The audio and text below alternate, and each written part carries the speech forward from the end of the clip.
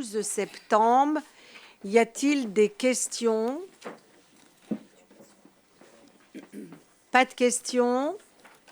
Eh bien, écoutez, je vous remercie. Je considère le procès-verbal de la séance précédente adopté. Je dois vous donner aussi une information. L'information que je vous donne, en fait, c'est la démission de l'une de nos collègues, Manuela Ruot, mais la prise en compte se fera au conseil municipal de décembre, puisqu'on l'a eu trop près de la séance, comme il y a les commissions et tout ça à voir. Donc, on verra ça le prochain conseil. Donc, voilà.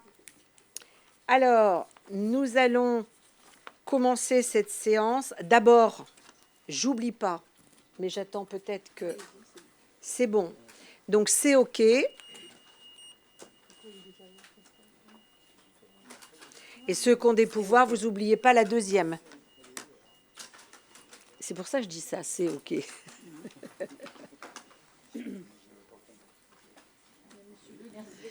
Monsieur Le Guil. Ça n'a pas marché.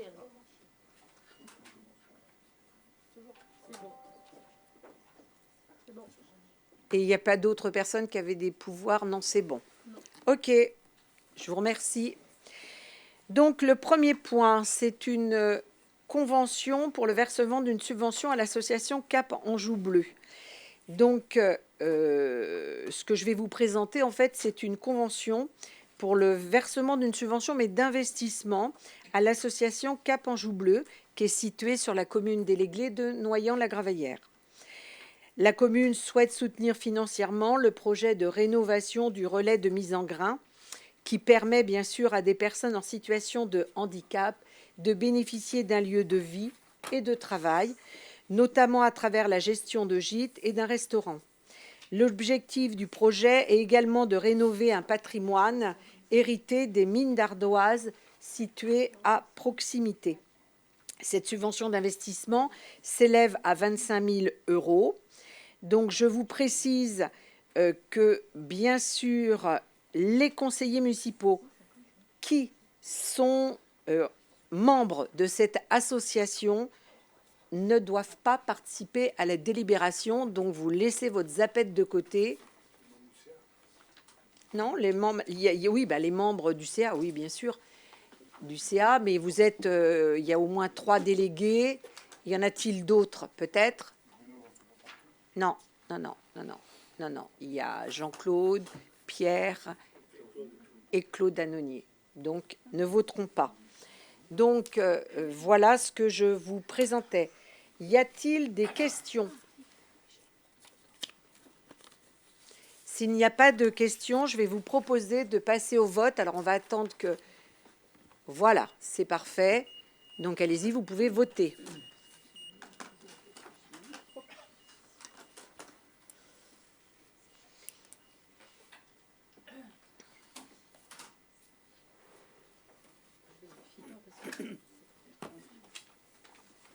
Alors, 51 pour. Je vous remercie pour eux.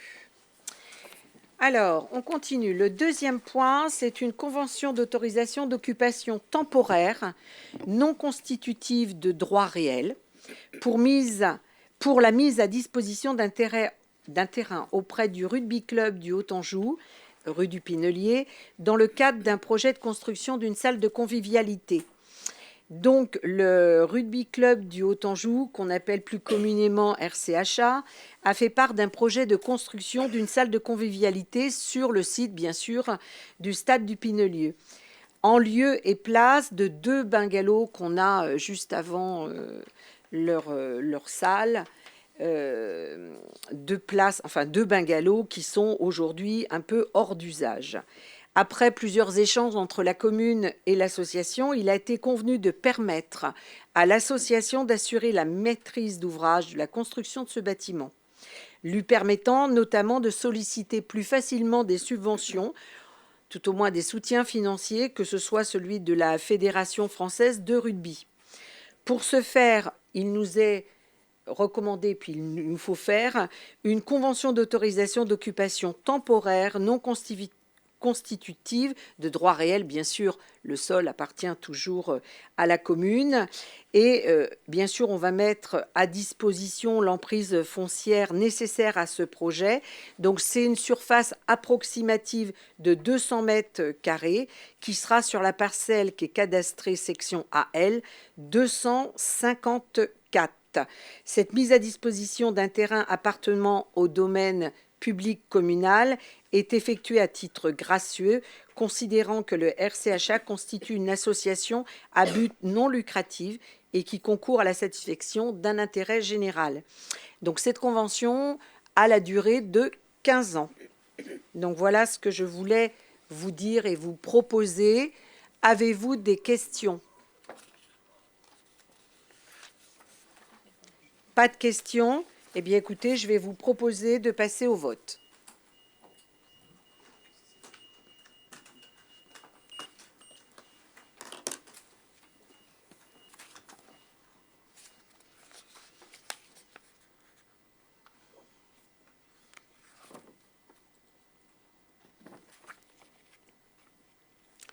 Alors, 55 pour. Merci. Le point suivant. Alors, c'est des points qui auraient dû être présentés par Bruno Chauvin. J'espère que j'aurai la même dextérité à les présenter.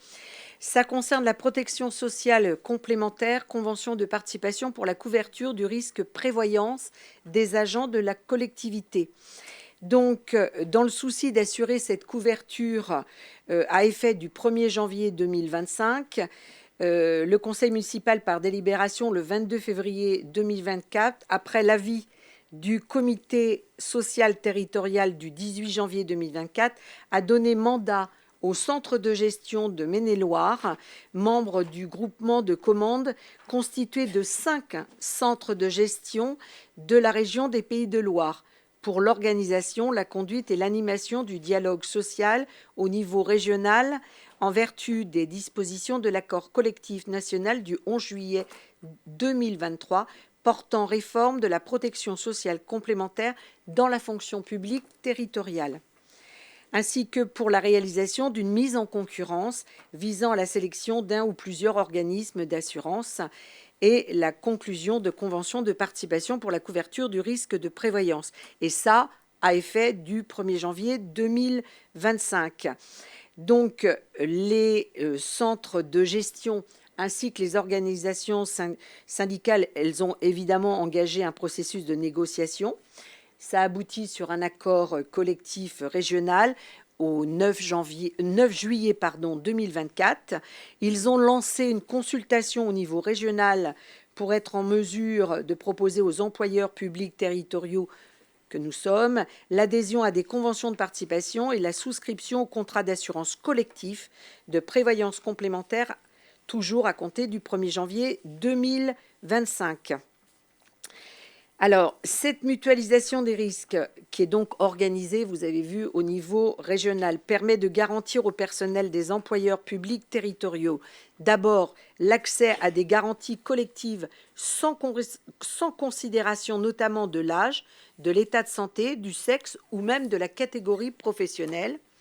Un niveau de couverture adéquate reposant sur les garanties les plus pertinentes compte tenu des besoins sociaux et des contraintes économiques des employeurs publics concernés. Le bénéfice de taux de cotisation négociés sera maintenu pendant 3 ans. Donc, afin de pouvoir adhérer à ce dispositif, il nous convient de choisir un niveau de couverture. Donc, à cette adhésion, alors, en l'occurrence, c'est pour garantir nos agents sur les risques d'incapacité temporaire de travail et d'invalidité à hauteur de 90% ou de 95% des revenus nets des agents. Alors, TBI, traitement brut indiciaire, nouvelle bonification indiciaire et régime indemnitaire, c'est-à-dire sur la totalité de leur rémunération. Il nous faut définir la participation en tant qu'employeur, cette participation ne pouvant être inférieure à 50% du montant de la cotisation acquittée par les agents au régime de base à adhésion obligatoire retenu.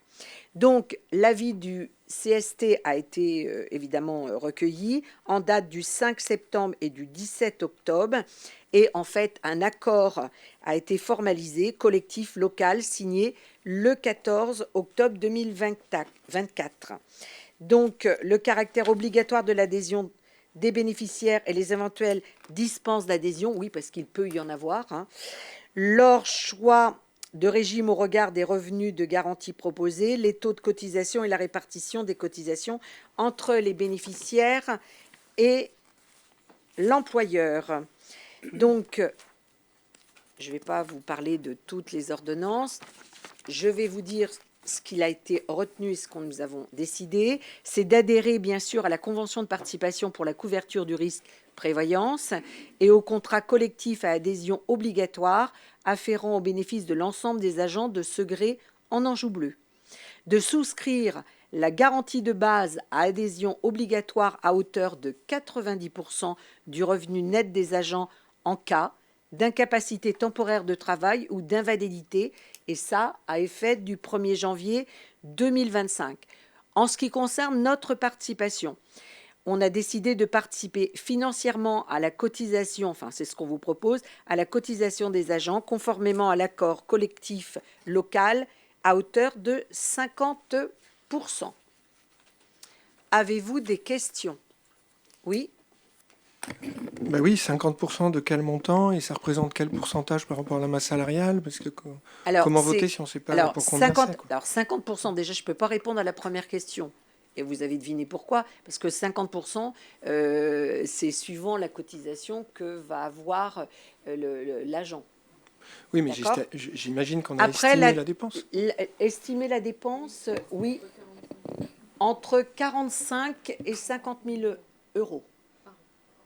Par an, bien sûr. Hein, puisque... Et aujourd'hui, il y avait le régime obligatoire, il n'y avait aucune prévoyance, c'est ça? Non, c'était individuel. C'est-à-dire que chacun pouvait... Il y en a d'ailleurs certains agents qui en avaient, mais c'était à titre personnel. À titre individuel, ils allaient vers des assureurs et ils prenaient un contrat. Mais là, ils ont la chance de pouvoir avoir un contrat collectif. Et donc avoir notre participation. Et 45-50 000 euros, c'est la part de la commune, c'est ces fameux 50% estimés. Voilà, exactement. Ce sera notre participation pour ça représente entre 13 et 25 euros par agent selon les revenus, je crois, un truc comme ça. À peu près. Je sais pas, selon la classe de mémoire, c'est ce qu'on a dit en commission. Ça vous va? Enfin, ça vous va. Je ne sais pas si ça vous va, mais... En tout cas, on a répondu à votre question, c'est ce que je voulais dire. Merci. Est-ce qu'il y a d'autres questions? Pas d'autres questions? Ben, écoutez, je vais vous proposer de passer au vote.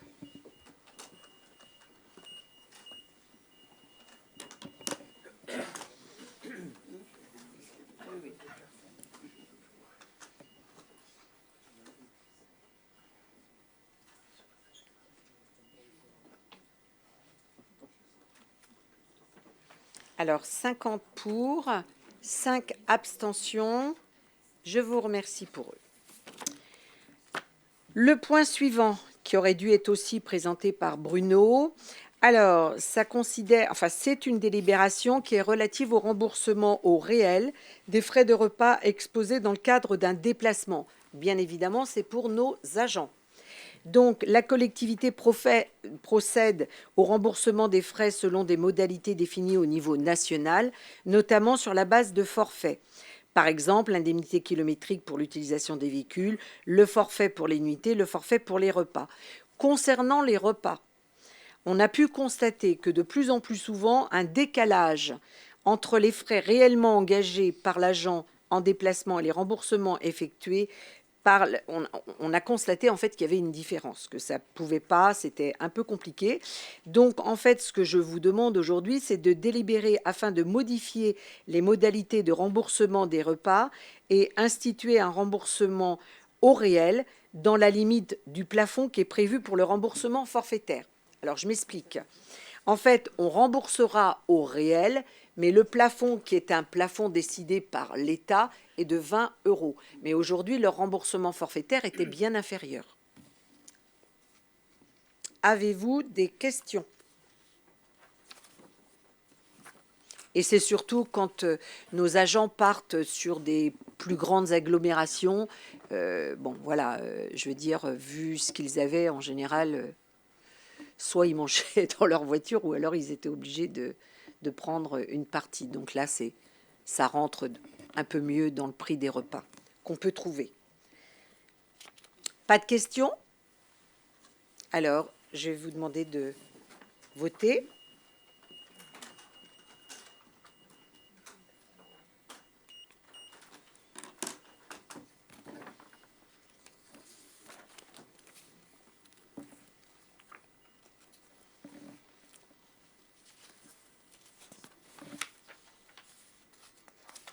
Alors, 54 pour et une abstention.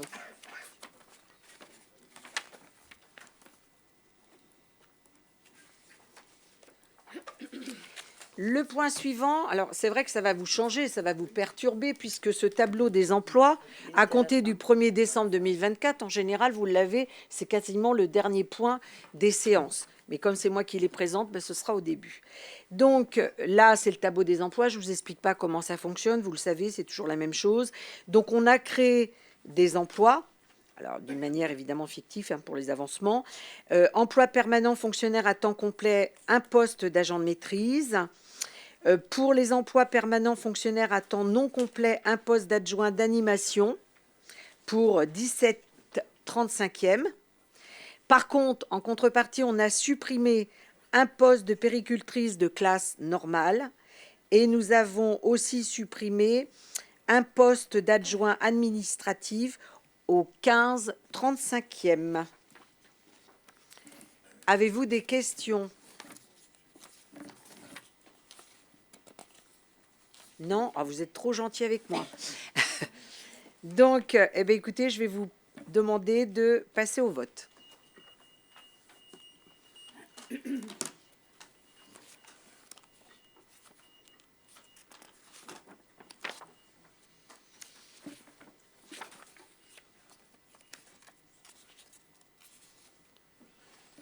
Alors, 55 pour, je vous remercie.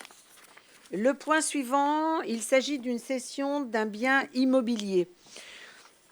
Alors, par délibération du 15 mars 2018, donc ça date un petit peu, le conseil municipal a décidé de désaffecter un bâtiment d'une surface, alors très petite, c'est celle qu'on vous montre sur la photo, de 21 mètres carrés.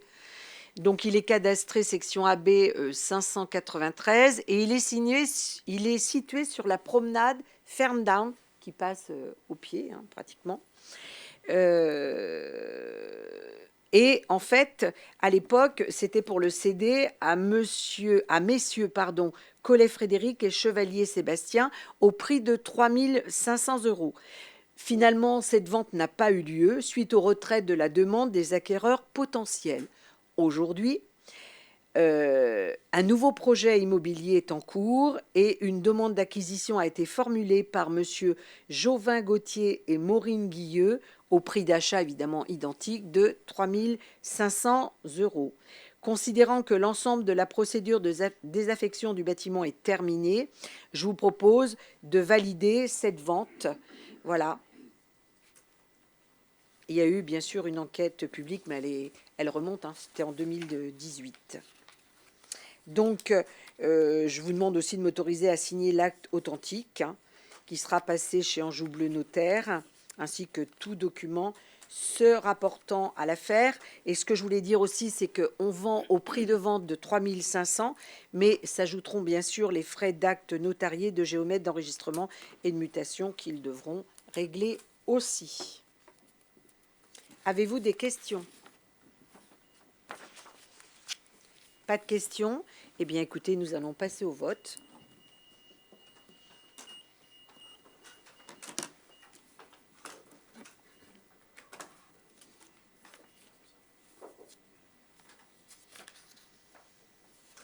« 55 pour, merci. Le point suivant, Gilles, c'est toi qui nous en parles. Oui, bonsoir. Donc, comme chaque année, il nous faut donc vous présenter le compte rendu d'activité d'Anjou Bleu Communauté. Je vous rappelle que ce compte-rendu donc est présenté lors d'une assemblée générale à laquelle chacun d'entre vous est invité. Vous êtes nombreux à venir, mais je pense que vous pourriez être encore un petit peu plus nombreux et vous pourriez donc bénéficier de toutes les explications qui y sont données. De plus, ce compte-rendu a été distribué à chacun d'entre vous. Ceci dit, c'est un compte-rendu qui est... je trouve extrêmement clair et détaillé, qui présente à la fois les actions majeures de chacune des compétences, les temps forts pour chacune d'entre elles, et aussi les perspectives pour 2024. Si vous le souhaitez, bien sûr, je peux vous en faire la lecture, mais je suis persuadé que vous en avez pris connaissance, et je suis à votre disposition, si vous le souhaitez, pour répondre aux questions que vous pouvez vous poser. Y a-t-il des questions? Oui, Madame Danjou, juste une petite question. Au niveau de l'assainissement, est-ce qu'il y a des problèmes avec des postes de refoulement?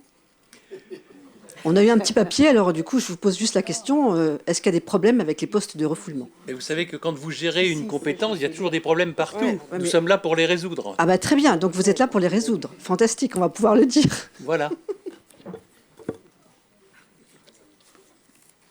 Y a-t-il d'autres questions? Pas d'autres questions, madame. Très bien. Bah, écoutez, s'il n'y a pas d'autres questions, nous allons pouvoir procéder au vote. Il n'y a pas de vote. Eh ben, alors, on va procéder à rien. On va passer au point suivant. Voilà. Et du coup, je change de côté. C'est Marie-Paul qui nous en parle. Eh bien, bonsoir à tous. Donc, il va être question de l'avenant à la convention d'objectifs et de financement avec la Caisse d'allocation familiale du Maine-et-Loire pour donc 2023-2027. Par les délibérations en date du 4 mai 2023, le Conseil municipal a approuvé la signature d'une convention avec la Caisse d'allocation familiale de Maine-et-Loire pour le multi-accueil Récréalune concernant la prestation de services uniques des établissements d'accueil du jeune enfant. Donc voilà, donc dans cette convention, voilà, je vous propose d'autoriser Madame le maire ou son représentant à signer l'avenant numéro 1 de la convention qui est conclu pour la période du 1er janvier 2024 au 31 décembre 2027 afin de percevoir la prestation de service unique de la Caisse d'allocation familiale pour le fonctionnement du multi-accueil Récréalune. Avez-vous des questions? Pas de questions? Alors on procède au vote. Il y a un vote, oui, il n'y a pas de problème.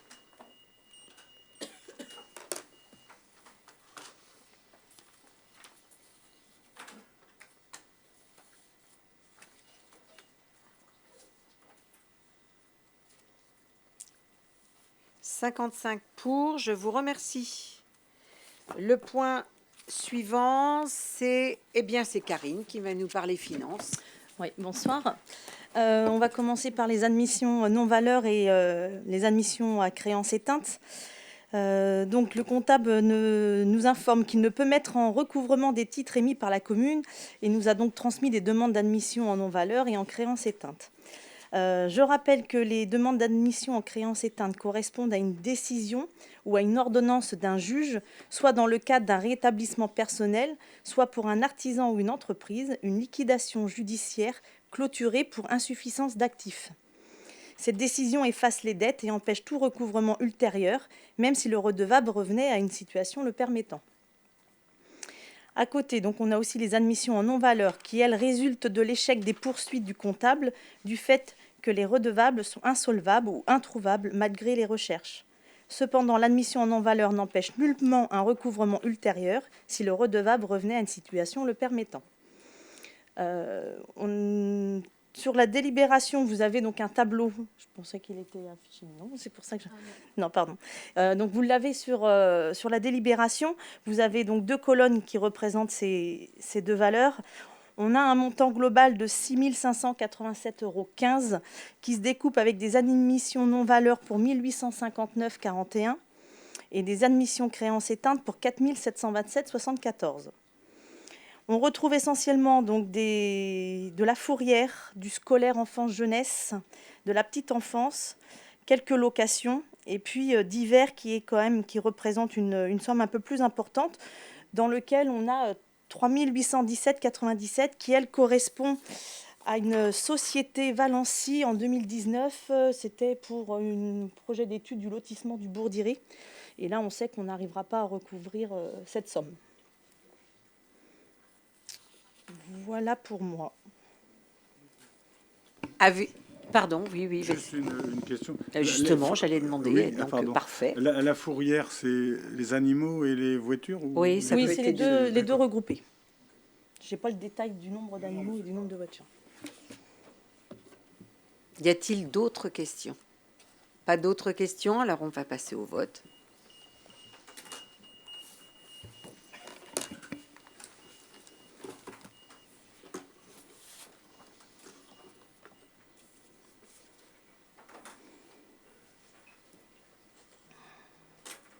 « 55 pour. Je vous remercie. Et c'est toujours toi, Karine. Oui, donc là, on va passer aux décisions modificatives sur le budget cinéma. Donc, je rappelle, les décisions modificatives, c'est des sommes d'argent qu'on rajoute ou qu'on enlève sur chaque chapitre en fonction des besoins qu'on va avoir pour le reste de l'année. Puisqu'on est obligé de payer par ligne, c'est-à-dire par chapitre, et on ne peut pas faire comme on fait dans le privé, 30 dans la cagnotte et on mélange tout. Donc, on est obligé de faire ligne par ligne. Donc, pour le fonctionnement du cinéma, on va rééquilibrer la décision modificative en dépenses et en recettes pour 37 500 €. On va retrouver 18 000 € en dépenses pour des charges générales qui, elles, correspondent. Alors, ce qui est un peu paradoxe, c'est que suite à la bonne fréquentation du cinéma cette année, on se retrouve avec des dépenses supplémentaires puisqu'on a la moitié pratiquement de l'entrée qui retourne aux distributeurs de films. Donc, plus on a d'entrées, plus du coup, on a de charges. Il nous en reste quand même, oui, Joseph, heureusement. On a aussi des charges de personnel où on va rajouter 12 000 € puisque là, on va être un peu trop juste pour payer les salaires jusqu'à la fin de l'année. On a 7 500 €, donc ça, c'est des écritures puisque c'est un virement à la section d'investissement. Et donc, en contrepartie pour les recettes, comme je vous disais tout à l'heure, on a eu plus d'entrées que ce qu'on prévoyait. Donc, on rajoute 30 000 € sur les produits de service. Et on retrouve en produits exceptionnels les 7 500 € pour équilibrer ce budget. Sur les investissements, donc là, on va équilibrer à moins 43 500. On a sur les immobilisations corporelles, on va enlever 38 500 €. Donc cette somme, la somme globale correspondait à l'achat des projecteurs pour les 3 salles du cinéma. On enlève 38 500 puisque du coup, ça nous a coûté moins cher que ce qu'on avait prévu à la base. On enlève aussi 5 000 € sur les immobilisations en cours. Et en contrepartie, donc en recettes, en subvention d'investissement, on rajoute 4 000 € parce qu'elles n'étaient pas prévues au départ. On enlève moins 55 000 € puisque du coup, on a eu moins d'achats, donc on va faire un emprunt beaucoup moins conséquent. Et on retrouve sur le virement de section de fonctionnement les 7 500 €. Voilà ce que je peux dire sur le cinéma. Avez-vous des questions? Pas de questions? Eh bien, on passe au vote.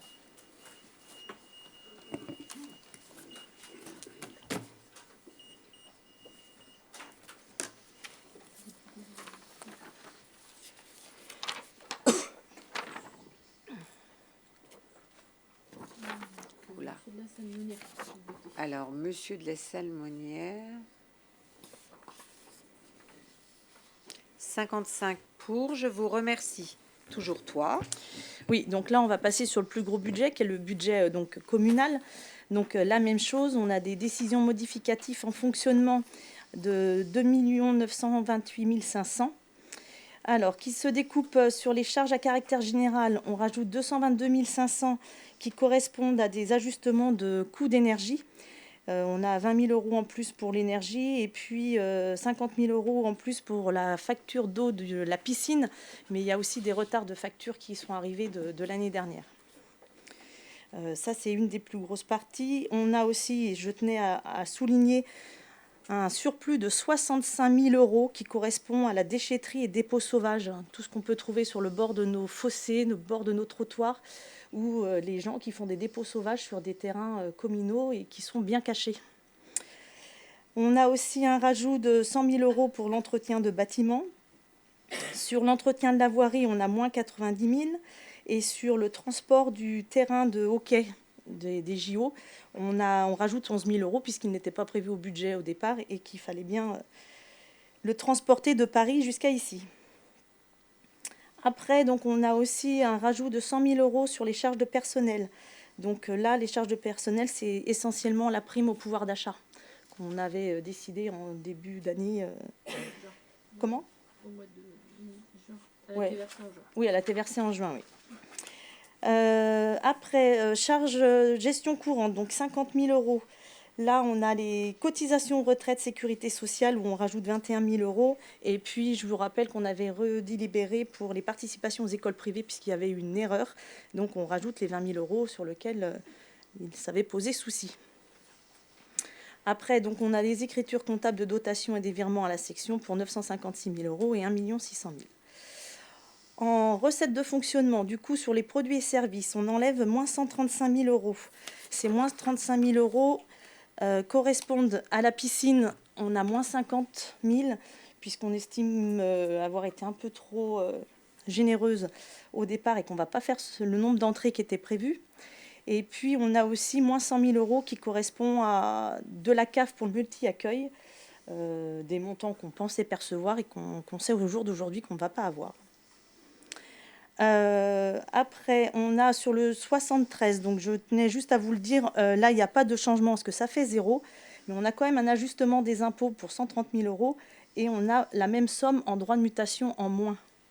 Donc, pour vous dire que sur l'immobilier, les droits de mutation ont quand même énormément chuté. Sur les dotations et de subventions, donc on rajoute 3 36 000. Donc je vous l'explique parce que c'est un montant quand même assez important. Donc c'est l'inscription de la DGF, de la régularisation qu'on a perçue pour l'année 2017, 2018, 2019, qui correspondait à 2 998 000. On continue quand même toujours à poursuivre pour les autres années puisque le reste nous est toujours dû. On a aussi pour moins 20 000 euros un ajustement de FCTVA. On a fait un peu moins de travaux pour lequel on pouvait prétendre à la TVA, donc on en enlève. Et puis, on a aussi un ajustement des recettes CAF qui est lié à la CTG, donc la convention qu'on passe avec la CAF, pour plus de 36 000 euros. Et puis après, on a 27 500 € en plus en recettes qui, elles, correspondent aux augmentations de location de salles et bâtiments autres. Donc c'est vrai que jusqu'ici, on était prudent. Après Covid, ça repartait tranquillement, mais là, c'est vraiment très, très bien reparti sur les locations. Sur les investissements, donc là, on a une DM à 1 071 000. En dépenses d'investissement, donc on rajoute 20 000 euros sur les subventions d'équipement qui n'étaient pas prévues. Et puis, sur les immobilisations en cours, on rajoute 1 051 000, qui, elles, correspondent du coup au sinistre qu'on a sur le restaurant scolaire d'Olto-Fontaine à 300 000. Un rajout à la mairie de Niouazeau de 150 000, la réparation du campanile et l'isolation des combles. Alors le campanile, c'est le petit clocheton qui est juste derrière nous, qui est pour 50 000 euros. 85 000 euros en plus pour le centre-ville de Segré, 320 000 euros pour la voirie du bourg de Saint-Martin-du-Bois et plus 125 000 pour la rue Générale d'Andigné qui est actuellement en travaux. Donc en contrepartie, en recettes, on a moins 350 000 en dotation, qui correspond à du FCTVA et taxes d'urbanisme. On rajoute 321 000 en subventions d'investissement qui, elles, correspondent à des subventions pour lesquelles on n'avait pas forcément prévu. Et puis, on enlève moins 500 000 euros, ce qui correspond à l'emprunt qu'on avait normalement décidé de faire en début d'année et qu'on ne fera pas, vu la DGF, la régularisation de la DGF qu'on a eue en début d'année. Il n'y a aucun intérêt de faire un emprunt pour 2024. Et puis, on retrouve les 1,6 million du virement de section de fonctionnement. Avez-vous des questions? Oui, moi, Madame Danjou, j'ai une question. En fait, parce que donc on parle de 150 000 pour la mairie de Niouazeau, mais quelque part, en fait, dans les décisions à rendre compte, j'ai vu qu'il y avait l'allocation d'un ensemble modulaire. Ça correspond à ça. Puis ailleurs, j'ai vu surtout qu'il y avait une étude géotechnique pour le projet d'extension de la mairie de Niouazeau.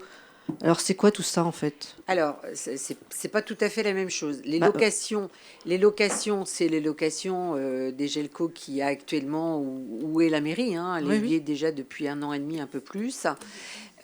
Pour les 150 000 qu'on rajoute, c'est pour le nouveau site de la mairie. C'est pas pour les modulaires. Mais il est où, ce nouveau site? Place de la mairie. Je sais pas, les gens n'ont pas l'air au courant. Oui, ça viendra. C'est top secret. Non. Il y a les commissions et puis on va en parler. Et donc l'étude géotechnique, en fait, elle concerne ce projet d'extension de cet endroit, place de la mairie. Toutes personnes qui assistent à la commission bâtiment sont au courant de ce qui s'y passe. Ce sera au mois de décembre, bien sûr. Poser la question à monsieur. Oui, ça a été présenté en commission bâtiment et puis ce sera présenté, le projet sera présenté au mois de décembre. Mais c'est un projet qui prend un petit peu de temps. On va le dire comme ça pour être sympathique. Pardon, sur la mairie de Nivoiseau, il n'y avait pas déjà eu un investissement voté? Pardon? Sur la mairie de Nivoiseau, il n'y avait pas déjà eu une provision? Oui, 400 000. Oui, il y avait un montant qui était prévu, mais là, du coup, on est obligé d'en rajouter. Parce que ça, donc ça fait 550 en tout, ouais, quoi, au moins. Ou mais je vous rappelle juste, moi, je suis aussi embêtée que vous, mais certaines professions se plaignent d'avoir trop de normes. Je peux vous dire que nous, on en a aussi qui nous assomment énormément. À partir du moment où c'est un ERP, on a du mal à comprendre les chiffres et les montants, mais ils sont bien réels et on ne peut pas faire autrement. C'est pas qu'on ne fait pas attention, on essaye d'être le plus près possible, mais comme je vous dis, on a des fameuses normes nationales qui nous assomment au niveau de nos budgets. La GECO, il répond à normes. Ah, mais c'est de la location. Vous aviez quelque chose à dire, monsieur Cartillet? Alors, si vous avez quelque chose à dire, j'aimerais bien que vous dites déjà votre nom. D'après ce que je comprends, la GECO répond aux normes. La preuve, c'est qu'il existe depuis plus d'1 an et demi. Ouais, mais il est temporaire quand même. Il est temporaire, monsieur. Mais temporaire, pourquoi? Il est temporaire parce qu'on ne va pas laisser le personnel. Excusez-moi, monsieur Cartillet, mais je n'ai pas du tout l'intention de laisser des agents communaux vivre dans un modulaire. Enfin, il y a une personne. Et alors? Une personne, c'est une personne. Non, mais d'après ce que j'ai compris, le local qui est considéré, c'est un local qui était une habitation jusqu'à présent, à côté de la boulangerie. Est-ce que c'est exact? Alors vous êtes bien documenté. Comment se fait-il que votre voisine dit ne pas connaître le projet? Mais vous savez... vous parlez peut-être pas assez alors. C'est le téléphone arabe. Alors, juste pour reprendre les modulaires. Les modulaires, vous savez très bien qu'on ne peut pas y faire de mariage. D'ailleurs, on fait les mariages très souvent sur Segré, voire Noyant. En attendant, on a demandé... Vous avez la perdrière. Pour faire les mariages? Non, mais pas pour faire les cérémonies. Mais pas pour faire les cérémonies de mariage. C'est pas comme ça que ça se passe. Ça, c'est pour le parti convivial, peut-être. Non, mais pas pour le mariage. Il n'y a aucune obligation de faire le mariage dans un local de la mairie. C'est écrit dans les textes. En tout cas, monsieur Cartillet, vous savez qu'on n'a pas le droit de sortir les registres d'état civil de la mairie. Si on veut les sortir dans une autre salle, il faut demander une autorisation au procureur de la République. Je n'ai pas la même lecture des textes. Si on veut le faire à la perdrière, il faut faire une demande au procureur de la République pour avoir une autorisation exceptionnelle. Si je comprends bien, il faut 400 000 € pour faire une salle de mariage. 500 000, pardon, 500 000. Pas seulement. Écoutez, je crois que je ne vais même pas vous répondre parce que je perçois dans ce que vous dites un peu de mesquinerie. Donc, je vais arrêter là tout de suite. Ça pourrait prendre des... Ça me plaît bien. Non, mais c'est juste un constat pour Michel qui habite Nivoiseau. On a vendu 300 000 en fait la mairie et on en même pas et on en refait une autre pour 500. Oui, mais Madame Danjou, comme je viens de vous expliquer, on a des normes aujourd'hui qui font qu'on n'a pas le choix. Sauf que, Madame Danjou, la mairie appartenait à l'abbaye. Nous n'avions pas les moyens de refaire l'abbaye. Alors que là, on a la chance d'avoir des gens qui investissent, parce qu'ils adorent le patrimoine, ils ont quelques moyens, probablement d'ailleurs, et ils vont faire quelque chose de fantastique. On ne peut que s'en réjouir, y compris ceux qui habitent le péricentre de Nivoiseau. Bien le local à côté de la boulangerie. Sans doute. Oh. Allez, on a... Sans doute. Donc, demandez à la commission bâtiment, vous verrez bien. Alors, et on verra ça au mois de décembre. On peut voter ? Oui, si vous voulez bien. Y a-t-il d'autres questions? Non? Eh bien, nous allons voter.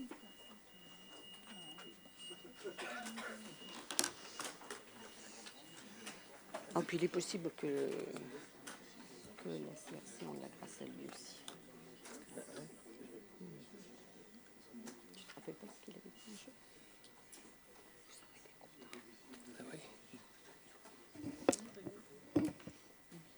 Hop là. Oh là là, Marianique. Non, Marie-Paul. Ah non, Paris-Paul. Oh, pardon.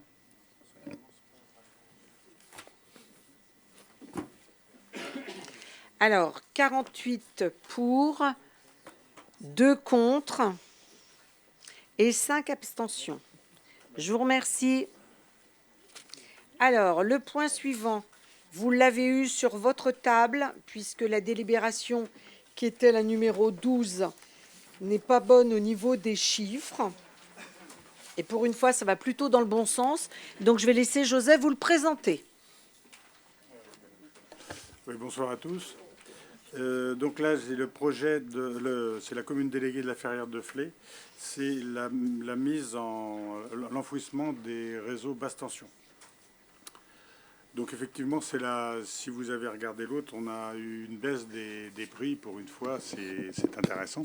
Donc en fait, cet enfouissement, là, vous avez un plan qui vous montre, en fait, l'enfouissement démarre à côté de la rue du... Comment elle s'appelle cette petite rue là la petite impasse. De Chanteloup. L'impasse de Chanteloup.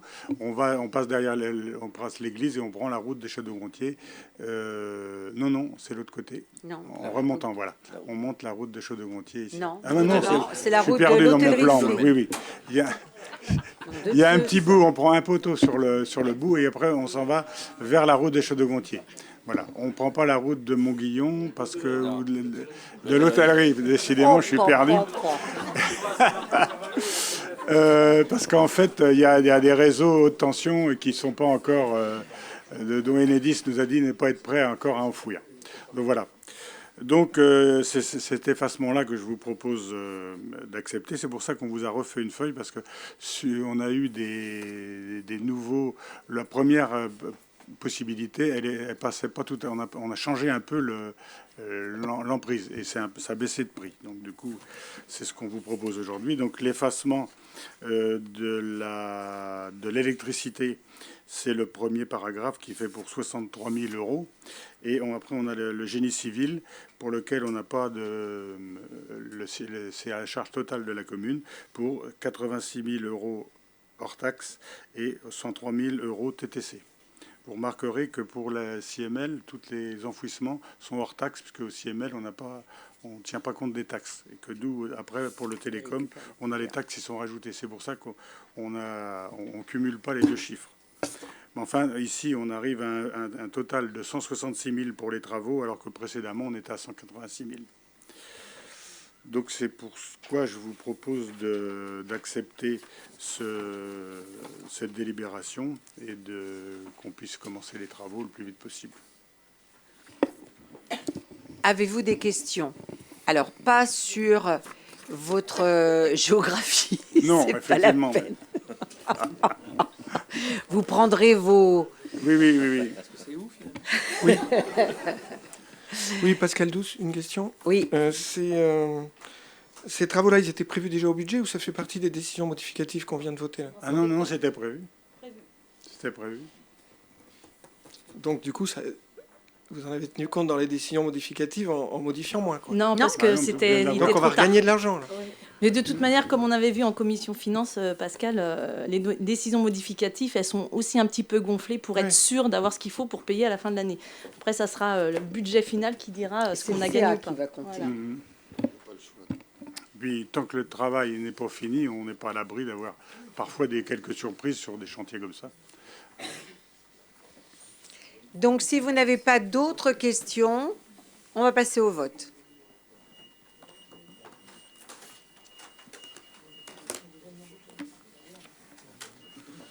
C'est laquelle maintenant? C'est la 13. C'est Nioiseau. Ah, voilà. Donc là, Alors, attends, oui. 54 pour et une abstention. Ah oui, quand même. Merci. Donc c'est bon. Alors, le point numéro 13, tu peux y aller. Voilà. Donc il s'agit de la commune déléguée de Nivoiseau.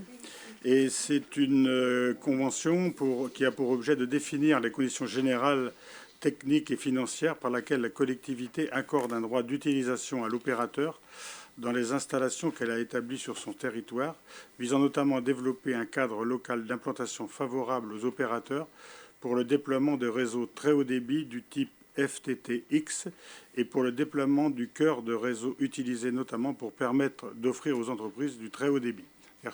On a des poteaux téléphoniques qui sont installés dans la ville et là on autorise donc les gestionnaires de réseau à les utiliser pour passer leur ligne, pour parler simple. Donc la convention relative à l'utilisation des installations des réseaux fibres rue du Chevalement et rue Geneviève-Verger entre Anjou Fibre et la commune déléguée de Segrin-Anjou-Bleu. Donc on autorise Madame le maire ou son représentant à signer cette convention ainsi que tout document se rapportant à cette affaire. Avez-vous des questions?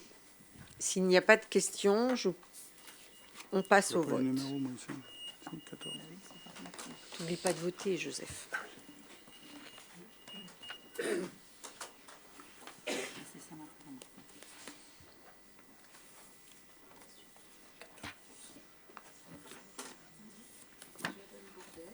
Marie-Paul. Oui, encore. C'est moi qui l'ai distrait. Alors, 54 pour, une abstention. Je vous remercie. Le point suivant, 14, ça concerne Saint-Martin-du-Bois. Alors avant, on va peut-être regarder. Il y a des... Voilà. Donc là, il s'agit de je vous présente le projet de la rénovation des voiries du bourg de Saint-Martin-du-Bois. Donc ça, c'est l'emprise en fait du chantier qui représente 12 797 mètres carrés pour une longueur d'à peu près un peu plus d'un kilomètre, grosso modo un petit kilomètre. Donc oui, donc c'est une réhabilitation du centre-bourg qui est rue Vieille du Prieuré, de l'Homo et des Deux Haies, du Ponceau et de un petit bout de la route de la Jaillivon. Donc après on va vous détailler le voilà. Donc je vous ai scindé le chantier en plusieurs morceaux. Là vous avez l'arrivée dans Saint-Martin, c'est la rue des Deux Haies. La rue des Deux Haies, on a le ralentisseur là qu'on repère bien. Donc en fait le but ici c'est on va refaire les trottoirs quasi à l'identique dans cette partie-là avec rénovation de la voirie totale. Les réseaux sont déjà enfouis. Hein, là on parle que de ce qui se passe à l'extérieur. Hein, donc si on veut aller un peu plus loin.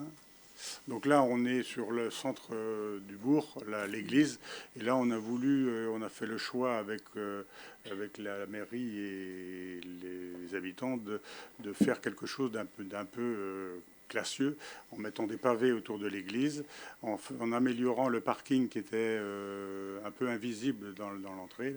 On a un parking qui se positionne bien, et on a réélargi surtout de 4-5 mètres la sortie de l'église. Où on sortait de l'église de Saint-Martin, on était directement sur la route. Là, on a toute une partie pavée qui va nous rendre la sortie de l'église plus agréable et plus sécuritaire surtout. Voilà. Donc, quand on fait le tour de l'église, tout est en pavé. Il y aura les trottoirs seront en enrobé grenaillé pour donner un air un peu plus sophistiqué et un peu moins noir que l'enrobé en général. S'il y a tu peux... Oui, juste pour dire ça fait un petit plateau. En fait, on relève au niveau, pour ceux qui connaissent, au niveau de la coiffeuse, ici, on fera un plateau à 30 km/h à cet endroit-là, qui sera jusqu'au niveau à l'aplomb de la boulangerie. Et le fait notoire, c'est que la circulation autour de l'église se fera à sens unique désormais. Oui. Au niveau du parking, vous ferez un giratoire autour de l'église pour éviter les difficultés de circulation entre ceux qui sortent, ceux qui rentrent. Ça sera un peu plus facile à circuler. Enfin, c'est comme... On envisage que ce sera plus facile. En tout cas, c'est fait pour ça. Il y avait encore un bout? Oui, il y a encore 2 morceaux. Ouais. Bon, alors là, vous êtes après l'église. Bon, c'est un peu le même, c'est un schéma assez simple. On a la route, la partie haute, hein, qui est trottoir avec. Du coup, dans cet endroit-là, on n'avait pas de trottoir aux normes. Donc, on va passer les trottoirs à 1,50 m de large et on va faire une route en enrobé classique avec pour que les piétons. Il y aura des trottoirs que dans la partie nord, comme maintenant un peu, puisque dans le dessous, il n'y a pas de trottoir actuellement. On a fait le choix de privilégier un trottoir, parce qu'on n'avait pas trop le choix, parce que pour ceux qui connaissent Saint-Martin, la voirie est vraiment pas large. Donc on a mis le côté nord en trottoir PMR et l'autre côté, ce sera comme ça l'est aujourd'hui, vraisemblablement en parking là où ce sera possible. Quoi. Ouais. C'est ce qu'on va privilégier. On est sur quelque chose de simple, privilégiant de la possibilité de croiser des tracteurs, puisqu'on reste en milieu rural et l'activité agricole reste assez importante. Il faut qu'on prévoie de pouvoir se croiser les uns les autres. Et une autre précision sur le chantier, sur l'avancement du chantier, si vous voulez me remettre la carte. Oui, s'il vous plaît, merci. Nicolas est beau, mais... Non, mais c'est pas moi. C'est pas la direction, c'est pas là, c'est la technique. Ah oui, d'accord. Si la technique veut bien... Voilà, merci. Non, mais vous revenez sur l'autre partie, la précédente, s'il vous plaît. Voilà, merci. Encore un coup. Voilà. Donc vous voyez ici la rue Vieille. Donc cette rue Vieille, la première phase elle va se faire sans la rue Vieille jusqu'en cette année et en 2025. Parce que la rue Vieille, en fait, on a découvert qu'il y avait le réseau d'assainissement qui était à refaire. Et tout l'assainissement a été fait partout à Saint-Martin, sauf dans cette rue.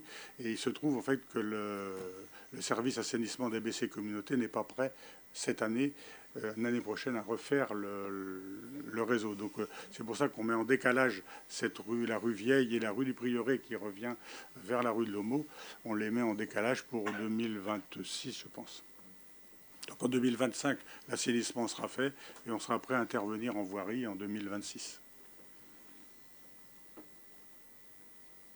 Voilà. Donc là, on peut passer un peu plus loin. Voilà. Donc là, c'est pareil, il n'y a pas grand-chose à dire ici, sinon qu'on refait de la voirie. Et là, on voit bien, enfin, on va passer là directement. On avait dans ce carrefour, c'était le carrefour qui va à la Jaillivon, la route qui remonte, la Jaillivon. Oui, là, mais avant, là, je suis rendu, parce que là, on me montre la photo. C'est pas grave, il prend son GPS quand il circule. Oui. Donc, du coup, là, je ne me trompe pas de route. Donc ça, c'est la route de la Jaillivon. Et là, on avait une entrée assez large. On arrivait dans la ville de façon directe, tout droit. Donc il y avait des problèmes de vitesse. Et on avait la possibilité d'aménager ce carrefour en mettant un espace vert à la place et en privilégiant une place un peu de loisirs, parce qu'il y a c'est un square avec des food trucks qui peuvent s'installer avec des prises électriques. On pourra faire un square où on pourra venir manger son petit casse-croûte le vendredi. Enfin, c'est un truc d'agrément. Et en même temps, ça permet de dévier la route vers le haut. Et on n'est plus en ligne droite quand on arrive dans Saint-Martin. Ça fera ralentir un peu l'entrée du bourg de Saint-Martin. Et on l'a voulu aussi, du coup, avec de la verdure à cet endroit-là. Si tu as des précisions. Bon, ça me va bien, Joseph. Alors, je parle aussi. Il y a peut-être l'arrêt de bus qui vient là. Il y a l'arrêt de bus qui est juste avant. Ouais. Juste avant. En face, la cam, pour ceux qui connaissent. La volonté ici, c'était d'essayer d'enlever un peu tout ce qui est goudronné pour mettre un maximum d'espace vert. Ça va dans le sens de ce qu'on fait un peu partout au niveau végétalisation et gestion des eaux pluviales autant que possible. Donc, c'est un carrefour qu'on va essayer de rendre plus sympa qu'il n'est aujourd'hui pour ceux qui y passent régulièrement. Ça en a besoin. Et ça, c'est la route Alors, le route de la Jaille, du coup. Alors, désormais, c'est la route de la Fleur de Lys, s'il te plaît. Ah bon, pardon. La route de la Fleur de Lys. Depuis 3 ans. D'accord. Voilà, donc c'est un cheminement très simple. Hein. Il y a eu 3 éclairages qui ont été mis lors des enfouissements de réseau, là. Et puis, un cheminement tout simple, mais sécurisé quand même, parce que ça reste une départementale qui passe ici et on a besoin de sécuriser le passage, notamment des enfants. Donc voilà, c'est le projet, on vous l'a présenté. Donc maintenant, il s'agit de Pour les travaux, on a le chiffrage, donc maintenant, j'espère que je les détaille. Il est à l'écran. Ah oui, pardon. C'est mieux. Donc la phase 1, donc c'est ce que je vous disais, rue de l'Homo est à 770 212 hors taxe. Là, vous avez que des prix hors taxe pour ici. Et la phase 2, rue Vieille, parking église ouest et la rue du Prieuré pour 76 000. Mais je pense que le parking, il est compris dans les 770 000. C'est juste la rue Vieille qui est à 76 767. Le total pour un montant de 846 979 hors taxe. Si derrière, on a un peu le détail sur les prix. Voilà. Donc là, c'est un peu le détail de l'estimation. Donc l'installation de chantier pour 42 000 TTC. Là, on a les prix TTC. Terrassements généraux, 118 434. L'assainissement pluvial, ça c'est l'eau pluviale a été fait, mais ça c'est tous les raccordements des maisons qui vont. On va prendre tous les piquages des gouttières des maisons pour les envoyer dans le réseau d'eau pluviale. Et le travaux de voirie, 628 000 hors taxes. C'est ce dont on vous présentait, les trottoirs et les différents types de pavés. Et on a diverses signalisations mobilier pour 84 300. Pour un total donc TTC de 1 16 364,80. Donc c'est ce que je vous propose d'approuver cet avant-projet. Avez-vous des questions? J'ai entendu oui. Non, c'était pour une autre question. C'était une petite réflexion mesquine, alors je ne vais pas la faire à voix haute. Non, mais c'était juste pour dire qu'en fait, par rapport à la mairie de Nivoiseau, c'est pas cher. Oui. Effectivement,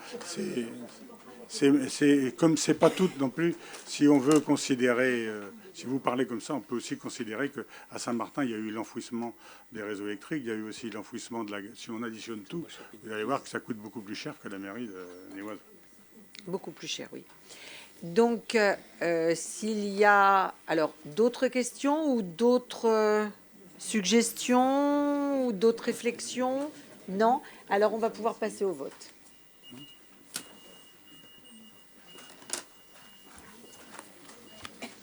Puis il en avait plein, Joseph, c'est pas vrai? Pardon? Bah oui. Encore moins, ça. Donc, alors 53 pour et 2 abstentions. Donc maintenant, tu as le quartier secteur CAM à Segré. Voilà. Donc là, il s'agit d'une convention tripartite de gestion, d'entretien et de remplacement de lignes de communication électronique à très haut débit en fibre optique pour l'aménagement du quartier La Gare secteur CAM entre Alter, Anjou Fibre et la commune de Segré-Anjou-Bleu. Donc c'est le quartier derrière l'hôpital, en fait, le nouveau. Donc là, c'est d'autoriser Anjou Fibre à utiliser le génie civil installé dans le cadre des travaux de lotissement et propriétés qui sont propriétés de la commune et de fixer les conditions de réalisation et d'utilisation. Donc après en avoir délibéré, je vous demande d'approuver la convention de gestion de cette convention tripartite. Avez-vous des questions? S'il n'y a pas de questions, vous pouvez passer au vote.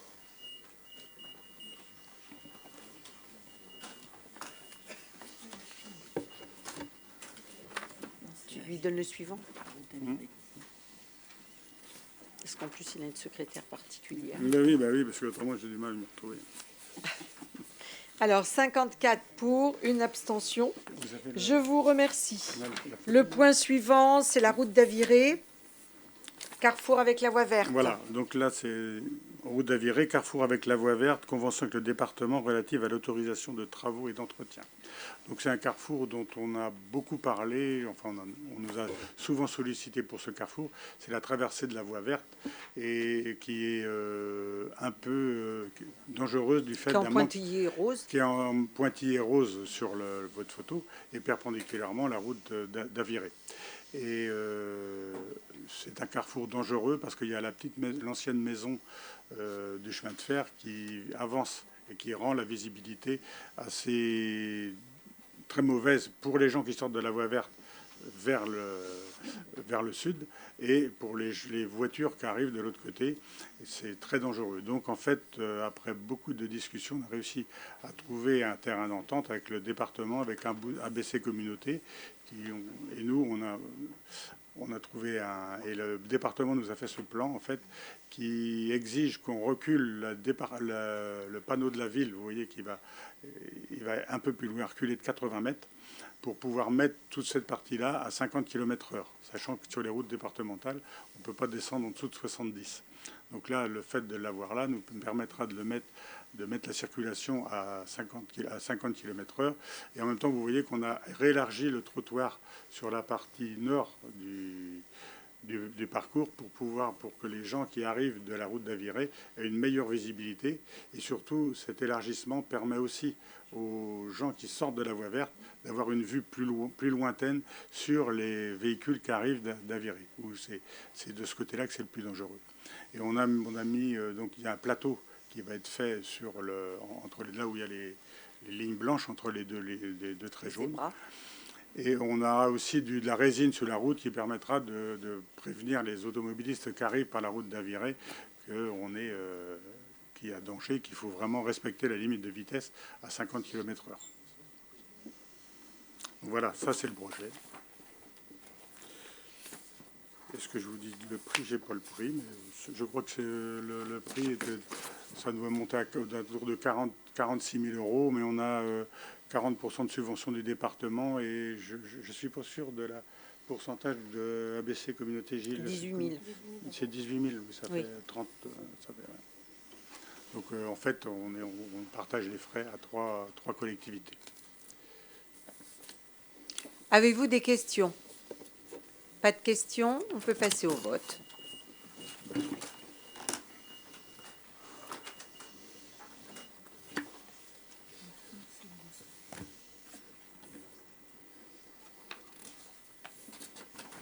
« 54 pour et une abstention. Ton 17e point, le numéro 17, c'est toujours toi, et c'est le déclassement d'une parcelle. Une parcelle de terrain à Beau-Soleil. En fait, pour vous situer, c'est juste en face, vous avez les locaux de la gendarmerie. Donc c'était une parcelle de terrain qui appartenait à la ville, mais qui est coincée entre deux maisons HLM. Et en fait, les HLM ont vendu la parcelle 422, a été vendue à une dame qui nous a sollicité pour avoir le terrain entre les deux.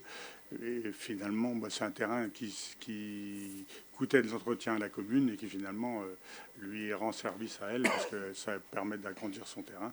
Donc ce qu'on vous propose aujourd'hui, c'est d'accepter de lui vendre le terrain pour un montant il n'y a pas de montant, oui, c'est juste c'est le déclassement. On vous demande de déclasser le terrain pour pouvoir lui vendre par la suite. Bon, c'est 63 mètres carrés. Hein. Oui, il y a 63 mètres carrés. Ok. Oui, les frais de bornage sont à la charge de la demanderesse. Ok. Pas d'autres questions? On passe au vote.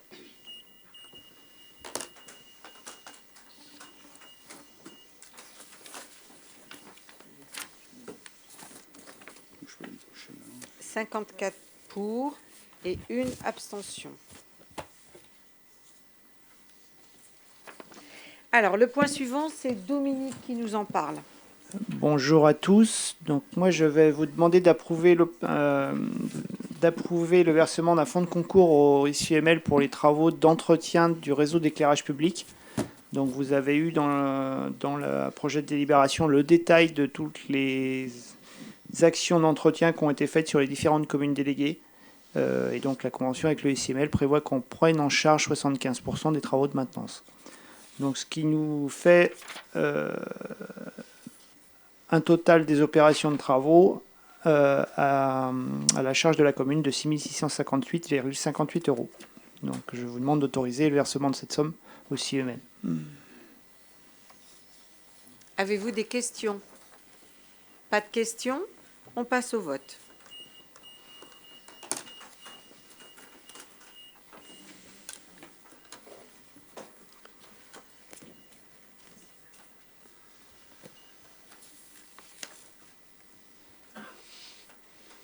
54 pour et 1 abstention. Merci. Le point suivant, c'est Olivier qui nous en parle. Oui. Donc, il va vous être proposé de signer une convention avec le SIEML pour l'extension basse tension de l'antenne Free Mobile à Noyant-la-Gravoyère sur la parcelle 367, section AC, rue du Parc.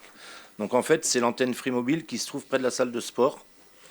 Alors, c'est une convention qui n'entraîne ni dépenses ni recettes. C'est quelque chose de très simple. Il s'agit de faire une tranchée d'une trentaine de mètres pour passer une ligne électrique et poser 2 coffrets électriques, tout simplement. À la charge de Free Mobile. À la charge de Free Mobile, voilà. Okay. Donc, excusez-moi, c'est une antenne qui existe depuis longtemps, cette antenne-là? Non, c'est une antenne qui vient d'être installée. Non, et on peut avoir le plan pour voir où est-ce qu'elle se situe dans Noyant-la-Gravoyère? Juste auprès de la salle de sport. Je vois pas où est la salle de sport. Alors, il y a... Je suis désolée, j'en fais pas beaucoup. La mairie, mais un peu plus loin. Et en fait, il y a tellement de végétation. Il y a tellement de végétation. Ah oui, d'accord, la grande salle de sport. Oui, d'accord. Voilà, c'est ça. Mais là, par rapport, en fait, c'est une question idiote, mais il y a une maison qui est classée monument historique ou je sais pas quoi. En fait, vous me dites qu'elle est récente, cette antenne. Il y a bien les 500 mètres de distance par rapport au monument historique? Oui, ça fait partie de... Elle a été autorisée de toute façon par la BF. Il y a eu une étude. Il y a eu, ah bon, d'accord, très bien. Merci. Il n'y a pas de problème. Ok, merci. Alors, hop là. On passe, si vous n'avez plus de questions, on passe au vote.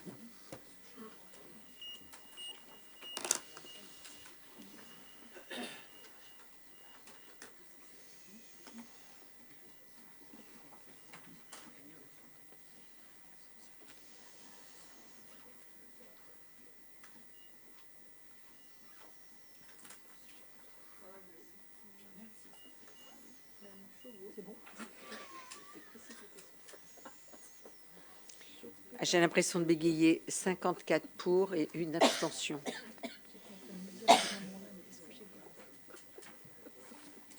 Alors, le point suivant, c'est le point numéro 20. C'est Christophe qui nous en parle. Oui, donc c'est l'avenant numéro 2. Donc Marie-Paul vous a présenté l'avenant numéro 1 tout à l'heure, donc avec la CAF dans le cadre de la CTG. Donc c'est un avenant commun à toutes les structures et collectivités du Maine-et-Loire qui travaillent avec la CAF. Alors pourquoi je vous dis ça? C'est parce qu'il y a 5 points dans cet avenant, mais tous les points ne concernent pas la collectivité. Donc le premier point, c'est une aide à l'accueil des enfants en situation de handicap. Donc avant, on avait une subvention à part. Maintenant, ce serait une majoration de la subvention globale des accueils du loisir. On a dans cet avenant aussi la possibilité de financer des nouvelles heures d'accueil de loisirs. Et c'est une bonne nouvelle parce que quand on a discuté avec la CAF dans le cadre de la CTG, la CAF nous disait qu'on n'avait pas le droit, dans le cas de nouvelles heures d'accueil, d'avoir une subvention bonus territoire. Et là, avec cet avenant-là, il y a cette possibilité-là. Le troisième point, donc on n'est pas concerné, c'est dans le cadre où une collectivité déclare les pauses méridiennes comme accueil de loisirs, donc ça ne concerne pas ce Grenanjou bleu. Le quatrième point, donc ça nous concerne. Donc, pareil que le premier, c'est effectivement une subvention, une aide sur le plan mercredi, qui sera maintenant intégrée au bonus territoire.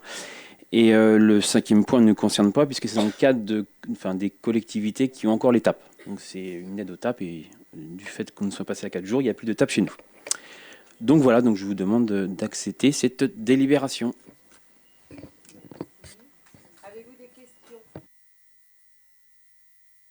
Avez-vous des questions? Oui, mais je parle tellement fort. Non, pas de questions, on peut passer au vote.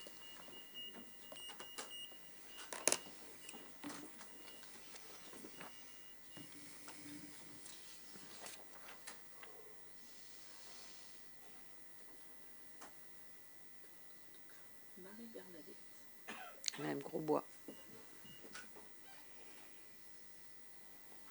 55 pour. Le point suivant, c'est Daniel Brossier. Bonjour. Il s'agit de vente de lotissement, de lot sur le lotissement de l'Alexandrière à Noyant.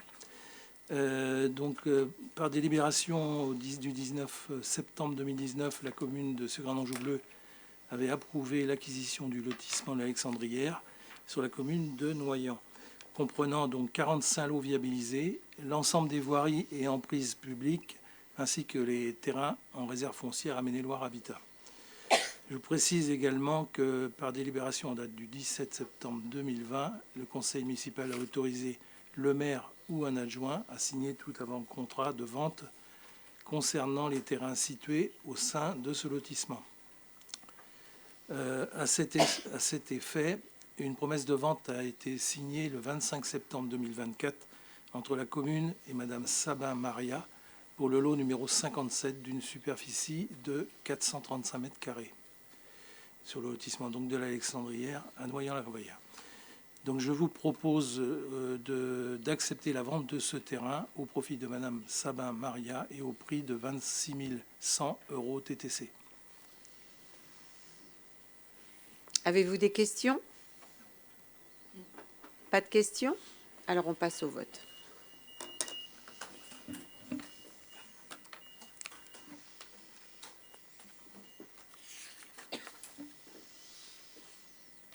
« 55 pour. Magali, tu nous parles de Bourdiré. Du Bourdiré aussi. Donc on termine à Bourdiré. Bonsoir à tous. Donc ce soir, je vous demande d'approuver la vente de nos anciens ateliers municipaux, ateliers techniques. Donc à la suite d'un courrier de monsieur et madame Leget, donc les maçons de Noyant qui partageaient les ateliers techniques de Noyant, nous ont fait part de leur volonté d'acquérir les ateliers de Bourdiré pour que nos ateliers arrivent et soient tous regroupés sur Noyant-la-Gravoyère. Voilà. Donc la société Leget 6 ZA Chemin de la Maisonneuve sur la commune déléguée de Noyant-la-Gravoyère, si vous l'approuvez, achètera les ateliers situés 9 route de Chalin à Bourdiré pour la somme de 65 000 € hors taxe. Voilà. Les frais d'acte, bien sûr, à la charge de l'acquéreur. Il y a des questions? Vous avez le plan là sous les yeux. Tu veux le resituer peut-être, Magali, pour ceux qui connaissent moins le Bourdiré? Donc 9 route de Chalin, la poterie. Voilà, c'est après les stades de foot, etc. D'accord. Bah oui, on voit le stade, effectivement. Le nouveau lotissement. Pas de questions?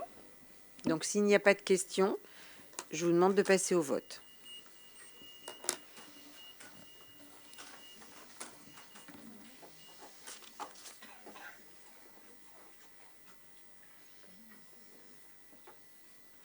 « 53 pour et 2 abstentions. » Il y en a 2 qui ne veulent pas qu'on vende. Bon. Voilà. Nous avons terminé les points du Conseil qui étaient à l'ordre du jour. Alors, vous avez reçu, bien sûr, les décisions à rendre compte, dont je dois vous rendre compte. Donc, elles sont assez nombreuses. Si vous avez des questions ou des informations complémentaires, ben, écoutez, ne vous gênez pas. Y a-t-il des questions? Oui, Madame Danjou, j'ai une petite question. J'ai vu qu'il y avait des projets, un projet photovoltaïque sur les halles. Donc les halles, c'est les prochaines halles qui sont à côté de la future maison d'Anjou Communauté, c'est ça? C'est où? Voilà, c'est ça les halles. Je me demandais où est-ce que c'était que les halles. Les halles, oui, c'est ça. Oui, c'est ça. Hein. Oui, c'est ça, c'est ça. Oui, parce que tout le monde se demande où est-ce qu'on va. Très bien, merci. Le bâtiment est monté déjà. Je ne suis pas passée, j'ai pas vu qu'il était monté. Ah. Donc nous avons des halles maintenant à Segré. Très bien. Oui. S'il n'y a pas d'autres questions, vous avez reçu aussi les déclarations d'intention d'aliéner pour lesquelles la commune de Segré-en-Anjou-Bleu a décidé de ne pas exercer son droit de préemption. Donc, vous voyez, il y a un peu moins quand même. Hein. Quand on avait un écart comme ça, on en avait un peu plus. Donc, vous avez les adresses, vous avez les communes déléguées. Donc, en ce qui concerne la séance, l'ordre du jour, c'est fait. Nous avions une question diverse.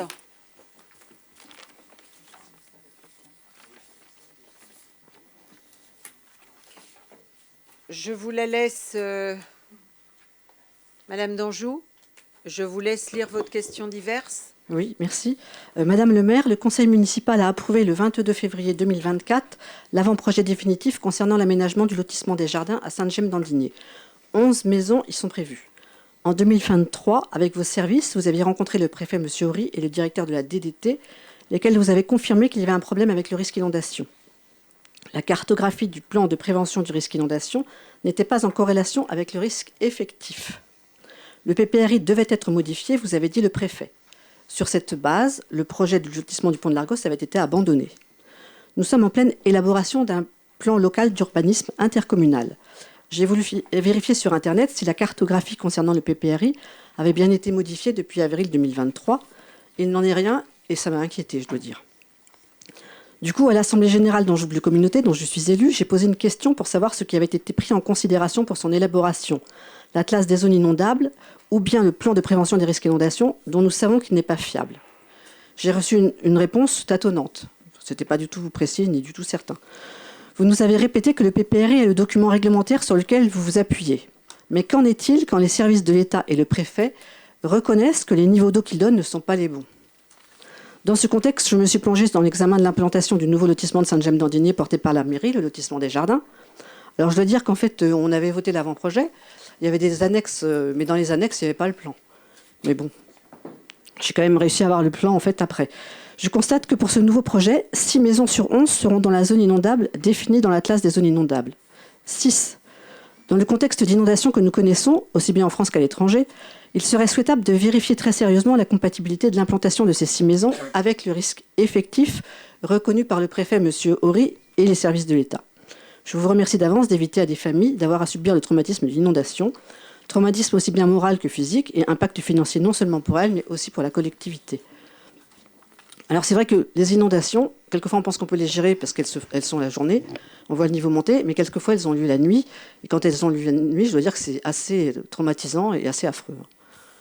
Je suis d'accord avec vous. Pour autant, votre question est longue, donc je vais essayer de faire une réponse un peu phasée pour que les gens arrivent à suivre ce que je vous réponds.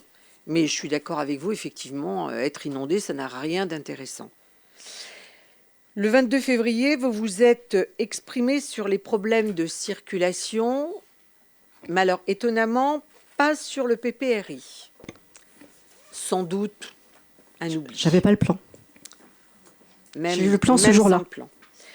Sans doute, encore que vous avez eu les atlas et compagnie. Donc non, mais le plan du lotissement, je ne l'ai vu que ce jour-là. Pardon. Ce jour-là, parce que c'est ce jour-là qu'on a justement vu la circulation et que j'ai vu où étaient les maisons. Alors, et là, j'ai pu constater qu'en effet, il y en avait 6. Ok. Donc, sans doute, le contexte actuel vous a poussé à ou faire des mots dans la presse ou me poser cette question. Donc, je voudrais d'abord rappeler qu'il ne faut pas confondre les risques d'inondation. Pour certains, inondation, c'est un grand I, point barre. Ce n'est pas la même chose. Vous avez le débordement de cours d'eau, quel qu'il soit, grand, petit, minuscule, et ça, c'est régi par le plan de prévention du risque inondation, le PPRI. Et puis, vous avez de plus en plus fréquemment des phénomènes de ruissellement suite à des pluies diluviennes concentrées sur une courte période, des fois seulement sur 1 heure. Montée en charge des réseaux avec évidemment des débordements puisqu'ils n'arrivent pas à tenir, et puis des sols très imperméabilisés, voire trop. Et là, ce n'est pas le PPRI qui le régit.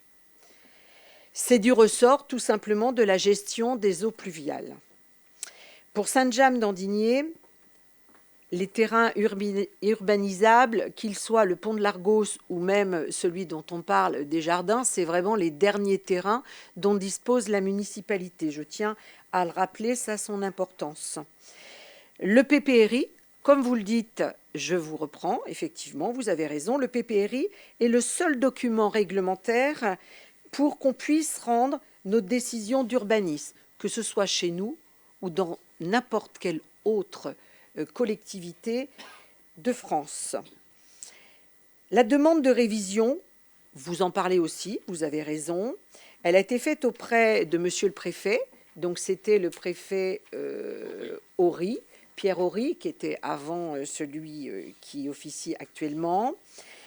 Il nous avait répondu, au moins ses services avaient répondu, c'est lui qui avait signé, que ce serait fait à moyen terme, mais que ce n'était pas prioritaire, qu'ils avaient effectivement d'autres révisions à mener, entre autres sur les bords de Loire.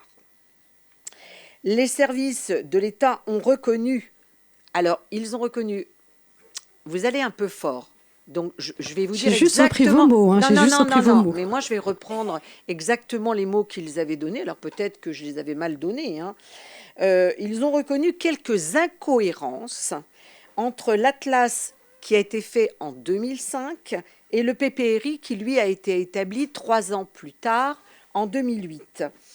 Mais il faut savoir aussi que beaucoup d'aménagements et une meilleure gestion ont été faits et menés par le SBO, le syndicat Bastien-Houdon. Et fort heureusement, ils n'ont pas travaillé pour rien, puisqu'on a vu les améliorations.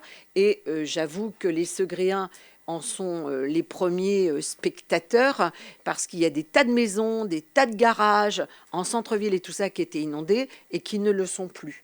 Donc ça a eu forcément un effet. Il faut savoir aussi que ce dont vous parlez, c'est un aléa faible. C'est inscrit au PPRI comme un aléa faible, la classe aussi. Donc que ce soit sur les terrains du pont de l'Argose, vous l'avez dit, les logements sociaux, on les a abandonnés. Donc on n'en parle plus. On arrive donc au secteur du lotissement des jardins. Lui aussi est en aléa faible sur une partie. Sur le reste, il n'y a absolument rien à dire.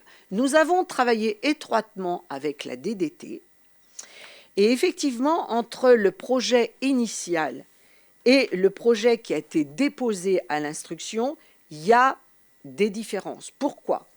Puisque, en travaillant ensemble, on s'est dit que la voie de circulation, nous devions la déplacer et on l'a rapprochée le long des ateliers afin de remonter les 4 lots qui étaient justement très près des ateliers. Pour remonter ces 4 lots, donc c'est du numéro 6 à 9, je crois, le périmètre constructible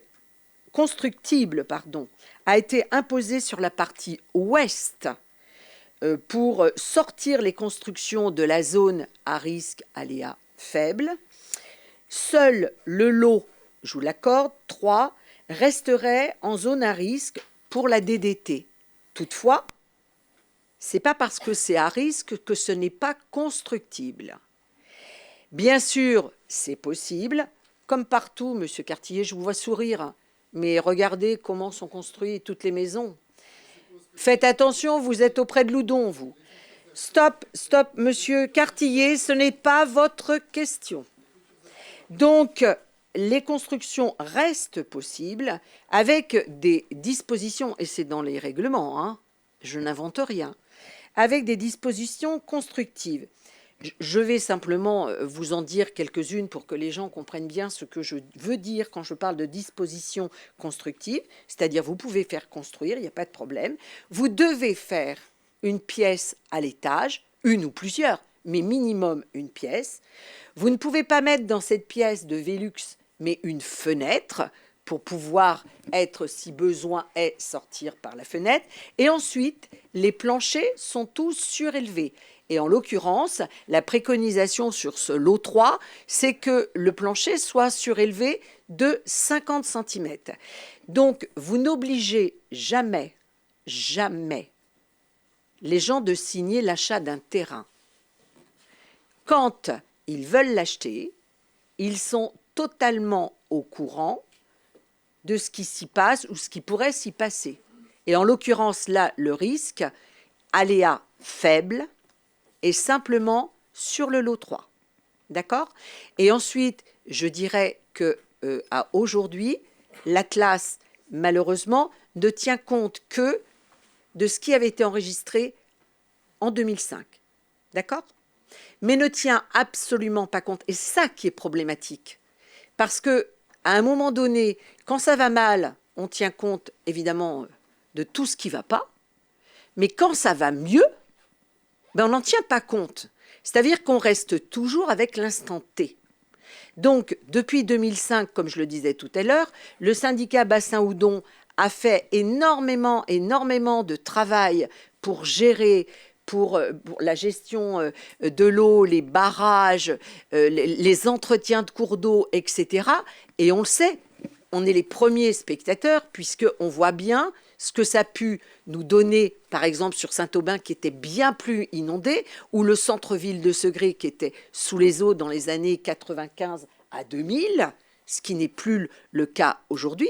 Je ne suis pas en train de vous dire que ça ne se reproduira pas, mais peut-être que ce ne sera pas par un débordement du cours d'eau, qu'il soit l'Argos, la Verzée ou l'Oudon, mais ce sera peut-être par des problèmes de pluie diluvienne, avec des montées en charge de nos réseaux. Et là, malheureusement, ce n'est pas les gens qui seront auprès des cours d'eau qui auront les pieds dans l'eau, mais aussi les autres. Je voulais juste dire une chose. Si la DDT reconnaît que l'eau numéro 3 en fait, est dans une zone de risque et demande que ce soit construit 50 cm au-dessus du niveau du sol... Précaution d'usage normal. Oui, mais dans ce cas-là, les 6 maisons ont la même obligation de précaution parce que les 6 ont le même aléa. Non, puisqu'elles sont sur le côté ouest. Non, du tout. Enfin, en tout cas, dans l'Atlas, les 6 maisons sont exactement en dessous de la montée des eaux. Vous êtes en train de me dire, madame... oui, que la DDT, Madame Danjou, c'est que la DDT ne travaille pas bien. Est-ce que c'est ce que vous êtes en train de me dire? Non, ce n'est pas ce que j'ai dit. Mais moi, c'est ce que j'ai cru comprendre. Justement, vous comprenez des choses fausses. Parce que, entre parenthèses, la DDT a quand même reconnu pour le lotissement du pont de l'Argos qu'il y avait un problème. Ils se sont même posé la question de savoir qu'est-ce qui s'était passé au niveau de la modélisation. Ils ont même cherché dans leurs cartons, dans leurs archives, et ils m'ont même écrit qu'en fait, les anciens étaient tous partis à la retraite et qu'ils n'avaient personne à interroger. Donc c'est quand même qu'il y a un problème. Et je suis désolée, si la DDT reconnaît que pour le bâtiment numéro 3, il y a un problème, il y en a pour les 6 bâtiments.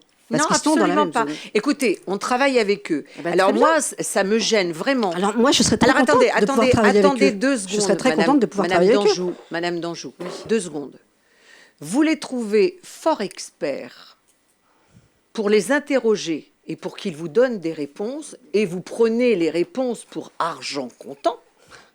Mais par contre, quand je vous dis que nos services et moi-même, nous travaillons avec les DDT, forcément, ils ne sont pas bons. Mais non, pas du tout. Mais si, c'est ce que vous avez dit.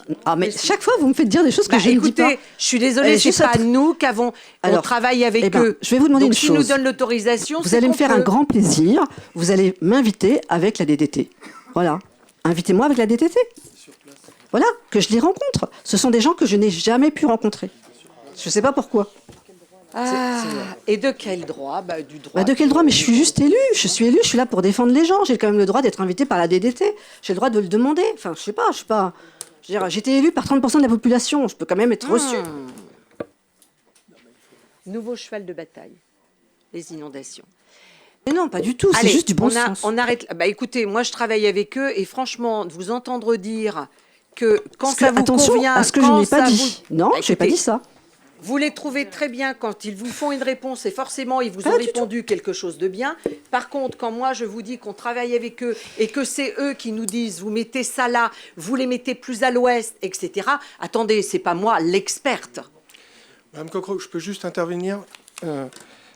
Moi, ce qui me gêne dans cet échange-là, vous voyez, c'est qu'il y a une tension qui se crée alors qu'il y a un vrai problème de fond, qu'il y a un problème qui peut concerner potentiellement des gens qui vont habiter sur le terrain. Et donc la question qui est posée, c'est de dire, est-ce que c'est licite de s'asseoir, si je puis dire, sur une prévention de risque qui a été faite, que ce soit par l'Atlas ou un autre organisme, et de dire on est couvert par l'autre qui fait foi. Enfin, quand on sait, ce qu'on dit, c'est qu'il y a un risque identifié, et le risque, on a beau dire que c'est un aléa faible, c'est quand même un risque important. Et on prend la décision de dire on met quand même on met en vente 6 maisons. Alors certes, on n'oblige pas les gens à acheter, mais n'empêche qu'on prend la responsabilité de dire on peut construire, quoi. Et c'est ça le problème. Le problème, c'est pas la compétence de la DDT ou tout ça, c'est de dire. Est-ce que vous attends 2 secondes. Est-ce que vous comprenez pourquoi le ton monte? Depuis le départ, je dis il y a un lot et vous m'en dites 6. Qu'est-ce que vous voulez que je vous dise? Effectivement que le ton monte. Mais non, mais c'est juste invitez-moi, Madame Coquerot, invitez-moi avec la DDT. Invitez-moi juste. Non, mais je crois qu'effectivement, il faut savoir garder raison.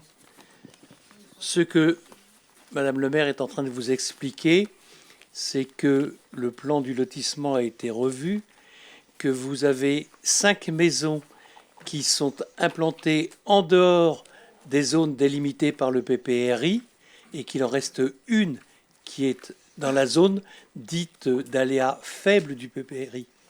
Ne parlons pas des 5, parlons de celles qui restent, mais pas des 5.